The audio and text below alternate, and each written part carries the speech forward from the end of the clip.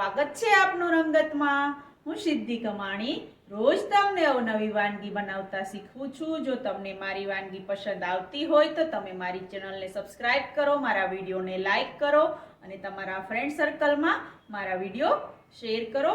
તો આજે આપણે લાલ મરચાની ખાટી મીઠી ચટણી બનાવતા શીખીશું। તો ચાલો આજે આપણે બનાવવાનું શરૂ કરીએ લાલ મરચાની ખાટી મીઠી ચટણી। લાલ મરચાની ખાટી મીઠી ચટણી બનાવવા માટેના ઇન્ગ્રેડિયન્ટ્સ આપણે જોઈ લઈએ। મેં 10 થી 12 નંગ લાલ મરચાં લીધા છે, મીડિયમ સાઇઝના, ધોઈ કોરા કરી અને દાંડલા કાઢી અને લીધા છે। 1 મોટી ચમચી તેલ લીધું છે વઘાર માટે। આદુના ટુકડા લીધા છે, આદુનો ટુકડો કરેલા છે તો 5 થી 6, 10 થી 12 કળી લસણની છે, 1 ચમચી મોટી કાશ્મીરી લાલ મરચું, 1 ચમચી નમક, 1 મોટી ચમચી લીંબુનો રસ, 1 ચમચી ખાંડ, 1 નાની ચમચી તલ, 1 ચમચી આખું જીરું અને ચપટી હિંગ લીધી છે। તો ચાલો આપણે બનાવવાનું શરૂ કરીએ લાલ મરચાની ખાટી મીઠી ચટણી। લાલ મરચાની ચટણી બનાવવા માટે આપણે સૌપ્રથમ મરચાને સમારવાના છે। તો આવી રીતે આપણે મરચાને લીટાનો ભાગ કાઢી અને પછી વચ્ચેથી 2 કાપા કરી અને જે એનો બિયાનો અને નસનો ભાગ છે તે કાઢી અને આવી રીતે ટુકડા કરી લેશું। અને પછી આપણે એને ચટણી બનાવવાની છે એટલા માટે આપણે આવી રીતે બધા જ મરચાંના અંદરથી નસ અને બી કાઢી અને આવા મીડિયમ સાઇઝના ટુકડા કરી લેશું। તમે જોઈ શકો છો આપણા મરચાંના ટુકડા તૈયાર થઈ ગયા છે। તો હવે આપણે એને ચટણી બનાવવા માટે એક મિક્સર જારમાં લઈ અને ક્રશ કરી લેશું। હવે આપણે મરચાંના ટુકડાને મિક્સર જારમાં એડ કરી અને મિક્સરમાં ક્રશ કરી લઈશું। તો આપણે બધા જ ટુકડાને મિક્સર જારમાં એડ કરી દઈએ અને પછી એકદમ ફાઇન પેસ્ટ બનાવવાની છે જેથી આપણી ચટણી ખૂબ જ મસ્ત બને અને લાંબો સમય સુધી સારી રહે। તો આવી રીતે હવે આપણે ઢાંકણ ઢાંકી મરચાંની પેસ્ટ તૈયાર કરી લેશું। તમે જોઈ શકો છો આપણા મરચાંની એકદમ ફાઇન પેસ્ટ મસ્ત તૈયાર થઈ ગઈ। આપણે જે ચટણીની પેસ્ટ બનાવી હતી લાલ મરચાંની તે હવે આપણે એક બાઉલમાં કાઢી લઈએ અને એ જ બાઉલમાં આપણે આદુ અને લસણની પેસ્ટ પણ કરી અને એની અંદર મિક્સ કરી દઈએ। તો હવે આપણે જે મરચાંની પેસ્ટ છે તે બધી એક બાઉલમાં કાઢી અને પછી આપણે આદુ અને લસણની પેસ્ટ કરવાની છે અને મરચાંની પેસ્ટમાં આપણે એડ કરી અને વઘાર કરીશું। તો આપણી ચટણી ખૂબ જ ટેસ્ટી બનશે। આદુ અને લસણ એડ કરવાથી ખૂબ જ ટેસ્ટી લાગશે। આ ચટણી તમે રોટલી સાથે, ભાખરી સાથે, રોટલા સાથે બધા સાથે ખાશો, ખૂબ જ ટેસ્ટી લાગશે। હવે આ પેસ્ટને આપણે સાઈડમાં મૂકી અને એની અંદર જે આદુના ટુકડા છે એ આદુના ટુકડા અને લસણ 10 થી 12 કળી એડ કરેલી છે તે બંને મિક્સ કરી અને આપણે એની પેસ્ટ બનાવી લઈએ। તમે જોઈ શકો છો આપણી આદુ અને લસણની પેસ્ટ રેડી થઈ ગઈ છે। હવે એ પેસ્ટને આપણે મરચાંની પેસ્ટમાં એડ કરી દઈએ અને વઘાર કરી લઈએ। ચટણીનો વઘાર કરવા માટે મેં ગેસની ફ્લેમ ચાલુ કરી અને પેનને ગરમ કરવા માટે મૂકી છે। તો હવે આપણી પેન ગરમ થાય એટલે આપણે એમાં જે 1 ચમચી તેલ લીધું હતું તે એડ કરી દઈએ અને તેલને ગરમ થવા દઈએ। તેલ આપણું ગરમ થાય પછી આપણે વઘાર કરવાનો છે।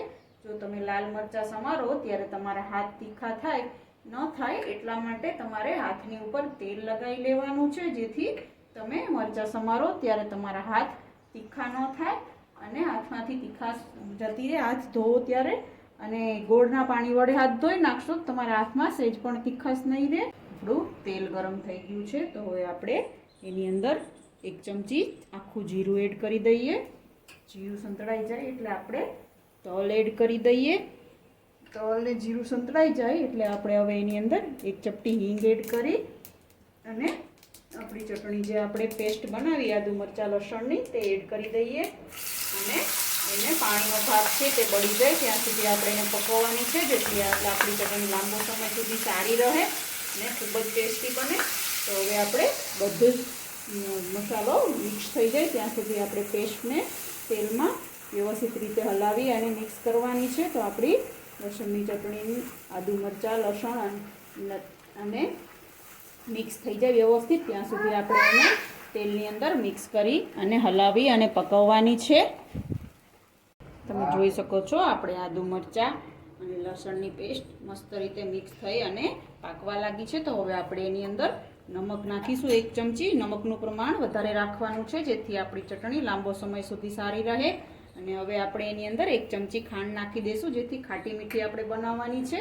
એટલે ખાંડ આપણે અત્યારે એડ કરી દેવાની છે જેથી ખાંડ વ્યવસ્થિત પ્રોપર રીતે મિક્સ થાય અને જે એનું પાણી થાય તે પાકે એટલે બળી જાય એટલે એનો ટેસ્ટ પણ સરસ આવે.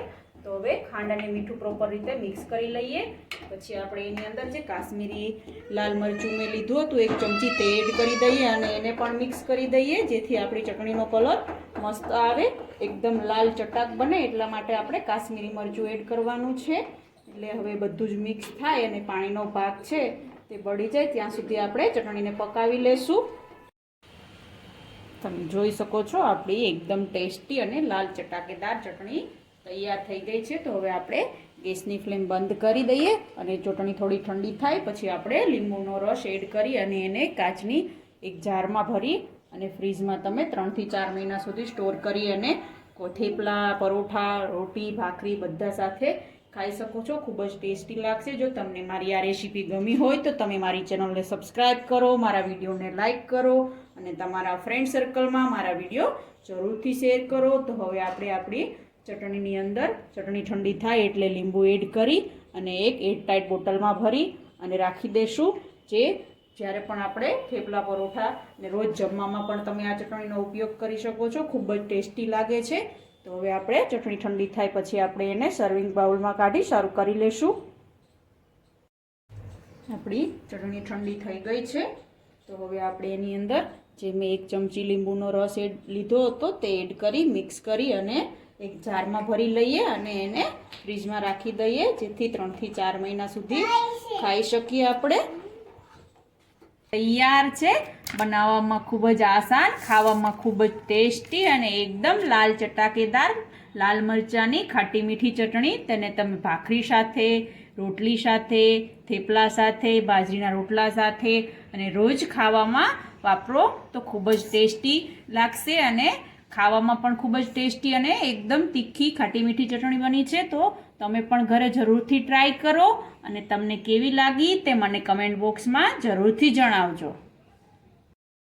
કેવી લાગી આજની રેસીપી તમને? જો મારી રેસીપી ગમી હોય તો તમે મારી ચેનલને સબસ્ક્રાઇબ કરો, મારા વિડીયોને લાઈક કરો અને શેર કરો. તો રોજ આવી અવનવી વાનગી જોવા માટે જોતા રહો રંગત, ખાણીપીણીના શોખીન ગુજરાતીઓની. Thanks for watching.